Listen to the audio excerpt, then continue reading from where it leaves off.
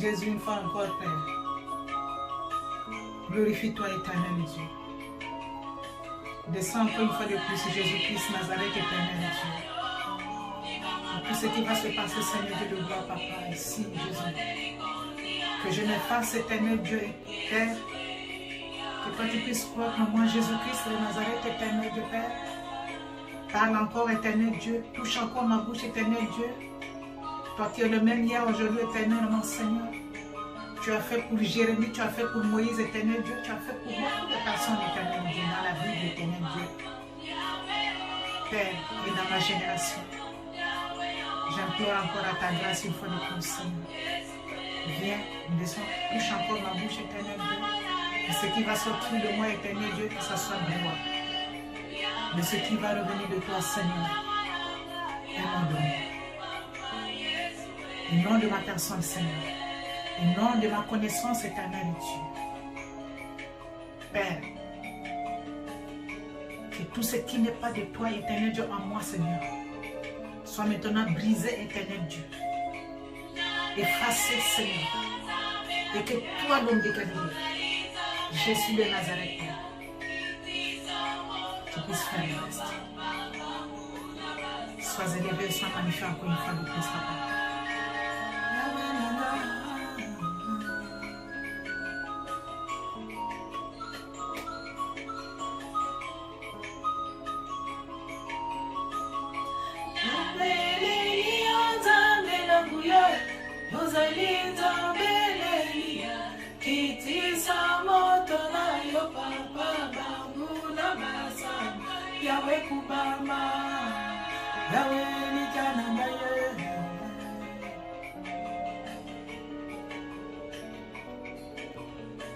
Jéhovah, juré.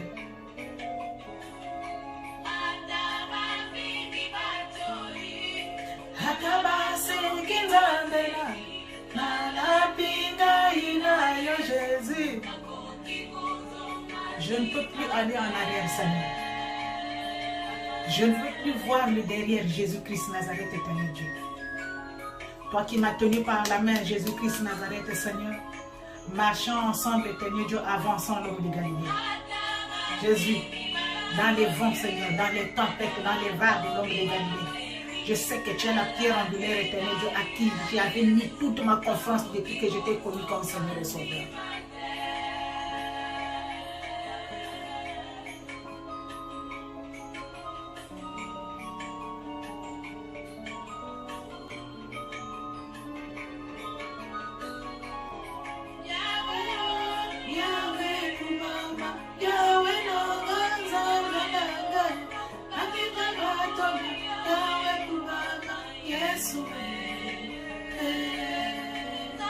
Je sais que tu es le chemin de la vie, Jésus.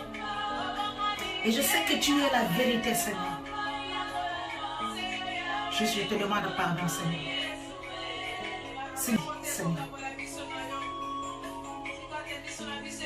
Et que toi seul, l'homme de Galilée, éternel Dieu, que tu puisses soutenir, éternel Dieu, Père.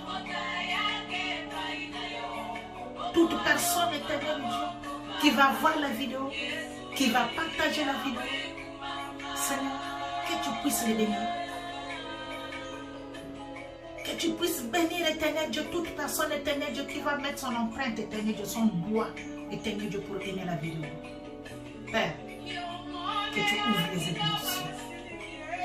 Kunana mongo yagalagata, yolikaki kakufa bonanga, Yesu nanga, Yawe kubaba.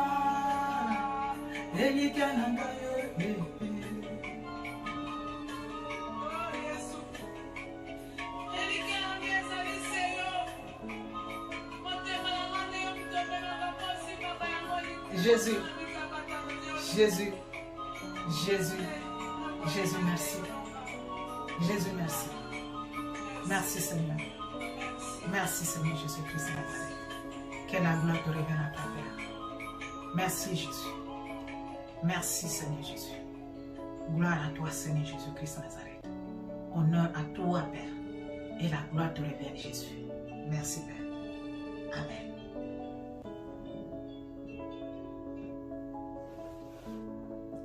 Shalom encore une fois de plus mes bien-aimés. Je vous salue au nom de Jésus-Christ de Nazareth. Aujourd'hui mes bien-aimés, nous avons une nouvelle vidéo qu'on va parler de la souffrance obligée qui précède la gloire de l'homme. La souffrance obligée ou la souffrance obligatoire. C'est-à-dire qu'il y a quelque chose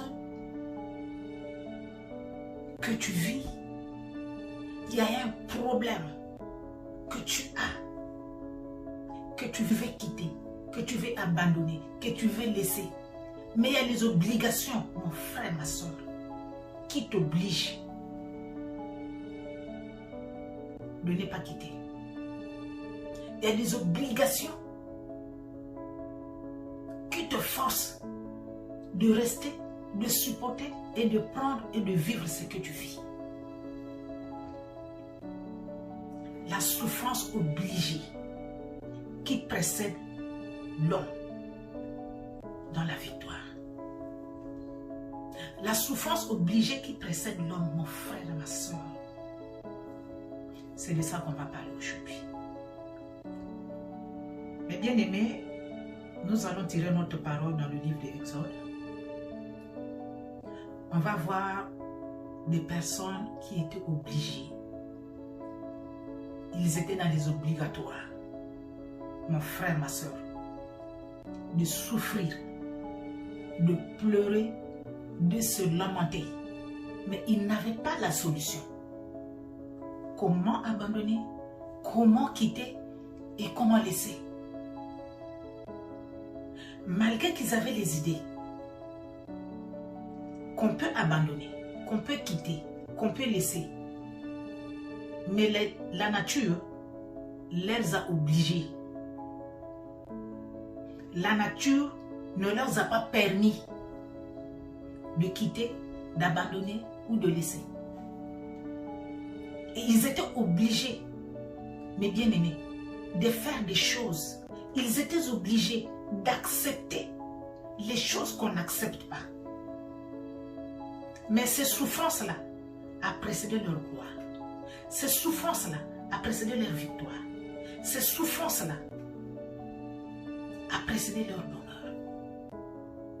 Nous allons lire notre parole de Dieu, mes bien-aimés, dans le livre de Exode 1, verset 22. Et on va lire Exode 2, versets 1 à 3. Et premièrement, nous allons le livre d'Exode. Alors Pharaon donna cet ordre à tout son peuple.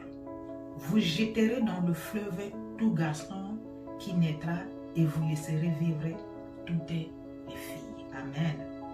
Nous allons encore lire. On va lire Exode 2, versets 1 à 3. Un homme de la maison de Lévi avait pris pour femme une fille de Lévi. Cette femme devint enceinte et enfanta un fils. Elle vit qu'il était beau et elle le cacha pendant 3 mois. Ne pouvant plus le cacher, elle prit une caisse de jonc qu'elle endurcit de bitume et de poids. Elle y mit l'enfant et le déposa parmi les ruisseaux sur le bord du fleuve. Amen. Pharaon avait donné l'ordre dans son pays, les bien-aimés, dans son gouvernement, de prendre les enfants qui vont naître hommes, les garçons, de leur prendre, de leur tuer, ou de prendre les enfants, de les jeter dans le fleuve. Donc des 0 à quelques années. Et il y avait une femme de Lévi qui avait épousé un homme de Lévi, qui avait fait un garçon dans ces périodes-là. Qu'est-ce que la femme a fait, mes bien-aimés? La femme a gardé l'enfant pendant 3 mois. Pharaon était le roi successeur qui avait succédé les pharaons avant. Et un jour, mes bien-aimés, comme j'avais dit dans mes prédications passées, le pharaon a vu que les enfants d'Israël, les Hébreux, ils mettaient trop au monde. Et ils devenaient tellement puissants que Pharaon a eu peur. Il s'est dit que si le peuple-là continue à se multiplier de cette manière, un jour, s'il y a des événements au pays, s'il y a des guerres entre eux et nous, la manière où ils sont nombreux maintenant, ils vont prendre ma place. Ils vont gagner la guerre. S'il y a des votes, par exemple, entre eux et nous, tellement qu'ils nous dépassent dans notre propre pays, tellement qu'ils se sont beaucoup multipliés dans mon propre pays, ils vont gagner les élections, ou bien ils vont gagner la guerre un jour, et ils prendront ma place. Et le pharaon a eu l'idée, mes bien-aimés, de tuer tous les garçons. Tous les enfants qui vont naître garçons, de les tuer et de garder les filles. Il a donné l'ordre aux sages-femmes de tuer les enfants quand les femmes vont mettre au monde. Dès que l'enfant sort, tu l'appuies dans la gorge, tu la tues avant que sa mère puisse tenir son enfant. Ça ne s'est pas fait. Le pharaon a donné l'ordre de prendre les enfants vivants des bien-aimés, tel qu'on l'a dit dans la Bible, de les jeter dans le fleuve. Les enfants d'Israël, mes bien-aimés, n'avaient pas le pouvoir, n'avaient pas la puissance, parce que le pharaon était le roi. C'est lui qui prenait les décisions dans le pays. C'est lui qui donnait les décisions, les ordres dans la ville. Et les enfants d'Israël n'avaient pas de puissance. Les enfants d'Israël n'avaient pas l'autorité de refuser, de fuir ou de donner leur opinion. Ils n'avaient pas ce pouvoir-là. Ce qui quittait en haut là-bas chez le pharaon, quand ça descendait en bas là, tout le monde exécutait à la parole du pharaon. Personne ne pouvait s'échapper à ça. Personne ne pouvait, les bien-aimés, s'en sortir. La souffrance obligée. La souffrance obligatoire. Et les enfants d'Israël, mes bien-aimés, ont pleuré. Les Hébreux, ils ont cru, c'est-à-dire, il y avait des gens qui disaient même que non, moi je préfère repartir chez moi. Mais est-ce que tu connais la route? Tout le monde qui était rentré dans la génération de Joseph là, tout le monde, mes bien-aimés, était mort. Il n'y avait plus personne. Il y avait maintenant de nouvelles générations. Imaginez des héros, l'année où ils sont rentrés avec Jacob, ou l'année où Jacob est rentré avec ses enfants pour rejoindre Joseph en Égypte. Il est passé 430 ans. Mon frère, ma soeur. Quelle route les enfants d'Israël pouvaient prendre pour repartir dans leur pays? Personne ne connaissait la route. Personne ne pouvait fuir. Personne ne pouvait abandonner le pays. Ils étaient là obligés d'accepter tout ce que Pharaon faisait, tout ce que Pharaon demandait à eux de faire. Ils étaient obligés d'accepter. Et Pharaon se lève, mes bien-aimés, un bon matin, prend la décision de tuer tous les enfants qui vont naître dans le camp des Hébreux. Ils se sont lamentés, ils ont crié. Qui pouvait avoir le pouvoir, mon frère, ma soeur, d'aller dire à Pharaon que ce que tu es en train de prendre comme décision, c'est mauvais? Personne. Tu refuses d'exécuter ce que Pharaon dit. Et toi, et toute ta famille, vous êtes abattus, tués comme des chiens.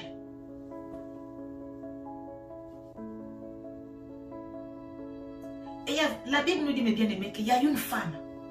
Quand Pharaon a donné cet ordre-là, mes bien-aimés, il n'y avait que des pleurs. Il y avait des pleurs, il y avait des cris. dans la maison des Hébreux.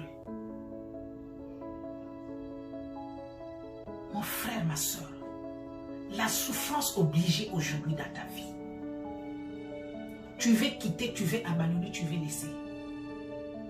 Mais il y a des obligations, il y a des situations, il y a des problèmes qui te retirent, qui te disent reste.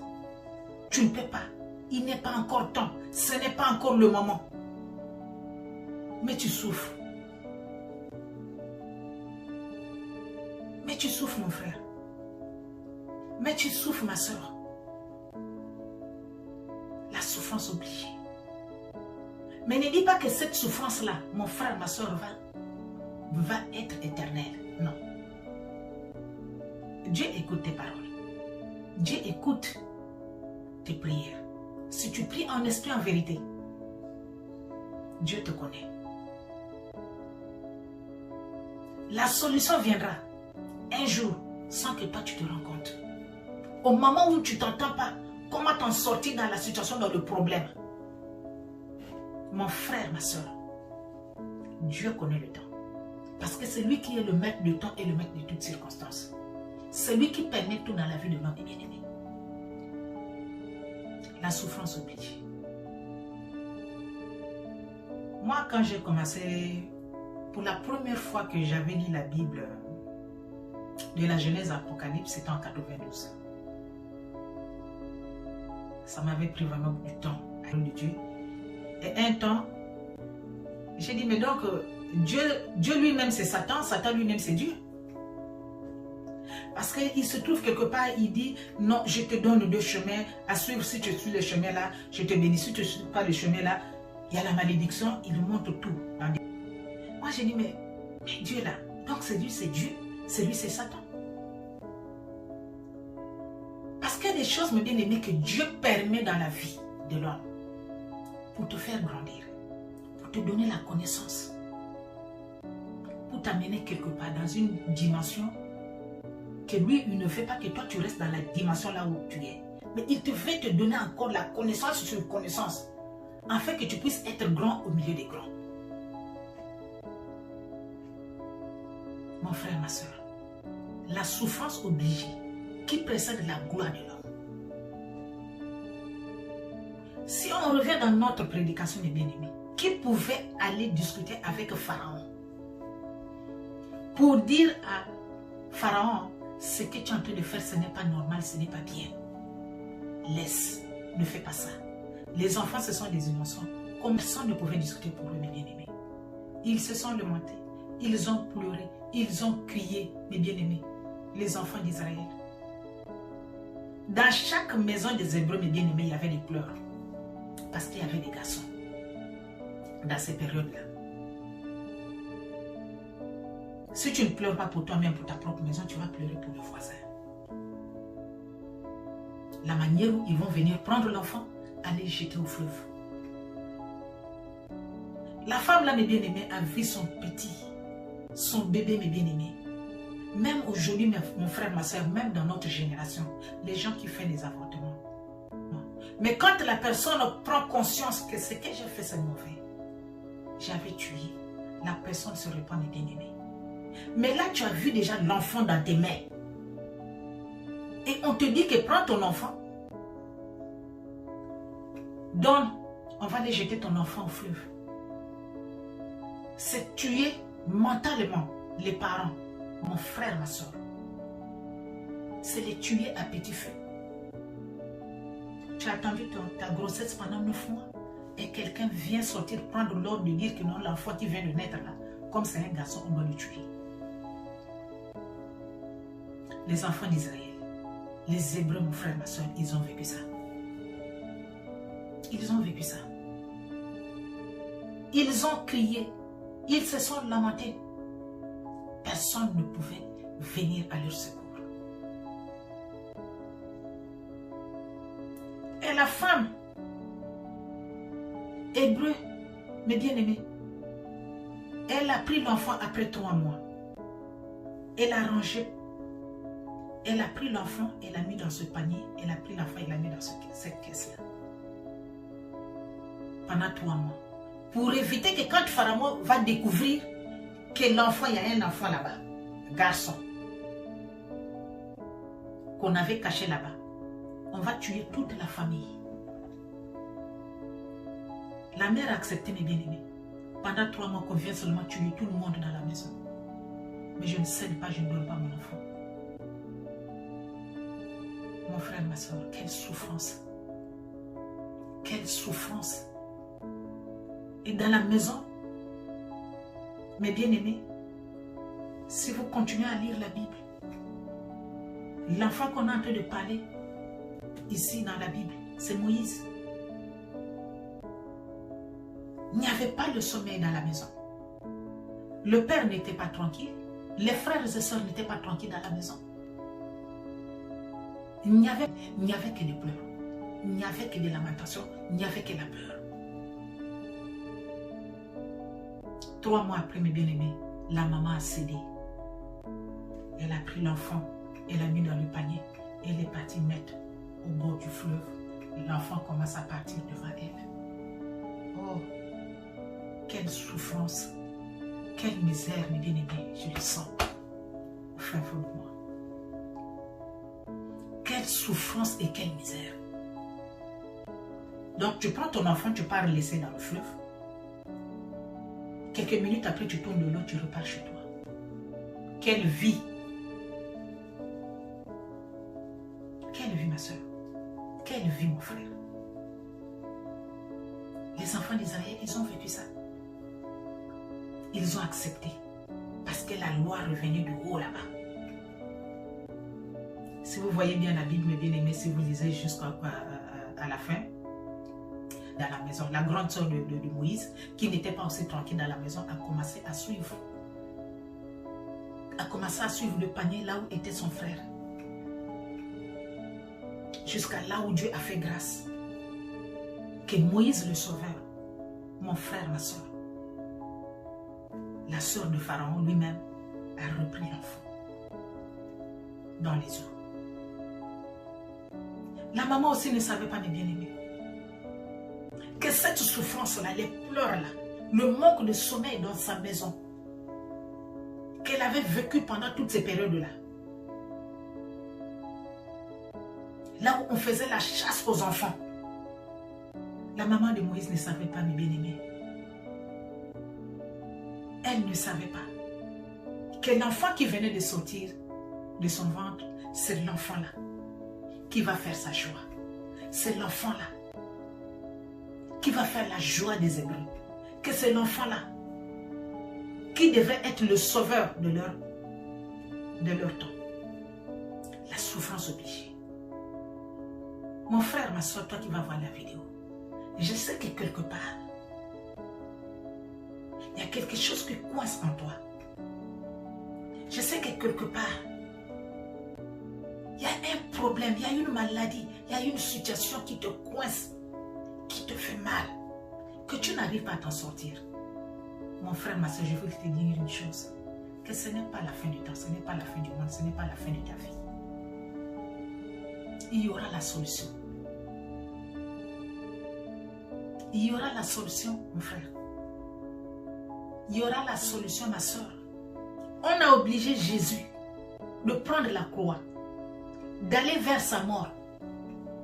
Est-ce que vous pouvez imaginer ça? Jésus a pris la croix, mon frère et ma soeur. Il a marché avec ça vers sa mort, là où on va le crucifier. En route, Jésus a trouvé une personne qui l'a aidé pour prendre la croix. Aujourd'hui, mon frère et ma soeur, je vais te dire quelque chose. La souffrance obligatoire, la souffrance obligée que tu as aujourd'hui, même si tu trouves une personne qui va te conseiller, qui va te parler, qui va essayer de te donner la solution, comme Jésus, en allant à la montagne de Golgotha, il a trouvé une personne, il a trouvé un conseiller qui a dit non Jésus, donne-moi d'abord ta croix là, je vais d'abord t'aider à emporter la croix vraiment quelques minutes, jusque là-bas à la montagne de Golgotha. Mais bien aimé, quand il a pris la croix, il a fait juste quelque part, il ne pouvait pas. Il ne pouvait pas amener la croix jusqu'à la montagne de Golgotha. il a remis la croix. Tes souffrances obligées, tes problèmes obligés, mon frère et ma soeur, personne d'autre qui va te donner la solution en dehors de la prière, en dehors de Jésus-Christ. Seul le Seigneur, seule la prière qui peut te faire sortir de là. Les enfants d'Israël, en pleurant, eux, ils priaient beaucoup. Ils avaient un Dieu sauveur. Les jours où Moïse, mes bien-aimés, a croisé Dieu, quand Dieu l'appelait, Moïse, Dieu a dit à Moïse que j'ai écouté la voix de mon peuple. J'ai écouté la voix des Hébreux. J'ai écouté, oh Seigneur, sois béni Jésus. Sois béni Seigneur Jésus. Sois béni l'homme de Galilée. Merci, merci Père. Merci Jésus. J'ai écouté la voix, les cris des enfants d'Israël. Je t'ordonne d'aller. C'est toi que j'ai choisi pour aller sauver ce peuple. Tu trouveras des conseillers dans tes problèmes. Tu trouveras des conseillers dans tes situations, mon frère, ma soeur, qui vont te conseiller, qui vont chercher à t'aider à porter la croix. Mais qui ne vont pas aller avec toi jusqu'à la fin de ta situation. Parce que la personne qui vit la situation obligatoire, la personne qui vit la situation obligée, c'est toi. La personne qui a mal, mon frère, ma soeur, c'est toi. La personne qui veut te conseiller, c'est juste une personne qui veut t'aider. Comme on avait aidé Jésus-Christ de Nazareth pour porter la croix. La personne a remis la croix à Jésus. Jésus a continué avec sa croix, mon frère, jusqu'à la montagne. Jusqu'à là où on est parti crucifier Jésus. Et après avoir la crucifixion, mon frère, ma soeur, 3 jours, Jésus a fait là où on l'avait enterré. 3 jours, mes bien-aimés. Dans les 3 jours là, Jésus est parti faire des choses incroyables dans les séjours de mort. Et quand Jésus est sorti, mon frère, ma soeur, avec la gloire, avec la victoire, mon frère, ma soeur, de l'humanité. Mon frère, ma soeur, accroche-toi dans la prière. Accroche-toi en cherchant la face de Dieu. Après tous ces événements-là, en Égypte, pour les enfants d'Israël, mes bien-aimés, les enfants d'Israël continuaient à faire des sacrifices pour leur Seigneur, pour leur Dieu. Ils continuaient à prier pour leur Seigneur, pour leur Dieu. Ils continuaient à adorer pour leur Seigneur, pour leur Dieu. Jusqu'au jour où Dieu a dit, c'est fini. Jusqu'au jour où Dieu a dit, c'est fini. Que la souffrance obligée, la souffrance obligatoire, je mets fin à ça. Oui, mon frère, oui, ma soeur, il y a des souffrances, il y a des problèmes dans la vie que nous, les hommes, nous croisons. Les situations, les problèmes, parfois te mettent au coin du mur, mais tu n'as pas la solution. La solution, c'est le maître des circonstances, lui qui permet et lui qui vient donner la solution. C'est Jésus.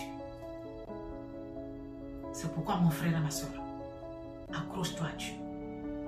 Que quel que soit le temps de la souffrance obligatoire, quel que soit le temps que la situation va te prendre ou ça t'a déjà pris, mon frère, ma soeur, dès aujourd'hui là, je déclare au nom du Seigneur Jésus-Christ Nazareth que cette situation-là va prendre maintenant fin. Jésus a pris la croix, il a marché jusqu'à la montagne de Golgotha, on l'a crucifié, il est mort, il est revenu avec toute la gloire et toute la victoire. Et toi aussi, mon frère et ma soeur, en écoutant cette vidéo, Dieu te donne déjà la solution à la minute. Tout dépend de ta foi, la manière où tu reçois la parole de Dieu. Dieu te donne la solution dans cette maladie. Dieu te donne la solution, mon frère et ma soeur, dans ce problème. Dieu te donne la solution et la victoire. Dieu essuie tes larmes, mes bien-aimés. Quand les enfants d'Israël, mes bien-aimés, les Hébreux ont vu le retour de Moïse. Quand Moïse a commencé à leur parler que Dieu m'a parlé, mais le jour où Pharaon a donné l'ordre, sortez, partez maintenant, allez-y. Il y avait des chants de l'adoration. les gens ne pouvaient pas croire, imaginer que dans la souffrance obligatoire, dans la souffrance obligée, pendant tous ces siècles-là, qu'aujourd'hui on pouvait voir la liberté sortir dans un pays qui avait apporté les malheurs, des pleurs, la souffrance, des lamentations dans nos vies. Il y avait maintenant, mes bien-aimés, les adorations, il y avait des chants de gloire, on glorifiait maintenant le Seigneur, on criait maintenant Dieu est le roi des rois, je suis celui qui, il est celui qui suit, il est le maître de toutes choses, il est le maître de tout le temps. Les enfants d'Israël, mon frère, ma soeur, ce n'est pas la fin du monde. Dieu est là devant toi. Aujourd'hui, Dieu rentre dans ta maison pour te donner la solution, pour te donner la guérison. Sois encore béni une fois de plus. Que le Seigneur ouvre les églises du ciel pour toi qui vas voir la vidéo. Peu importe la solution, peu importe la manière où Dieu va apporter la délivrance dans le problème. Aujourd'hui, mon frère, ma soeur, c'est la fin de toutes ces choses. C'est la fin de toutes ces choses. C'est la fin de cette maladie. C'est la fin de la souffrance obligatoire. C'est la fin de la souffrance obligée. Là maintenant, c'est la gloire. Tu vas maintenant commencer à vivre la gloire, la vie, la victoire dans ta vie. Aimez et partagez la vidéo. Abonnez-vous encore massivement dans notre chaîne Femme Forte TV News et que le Seigneur vous bénisse. Merci.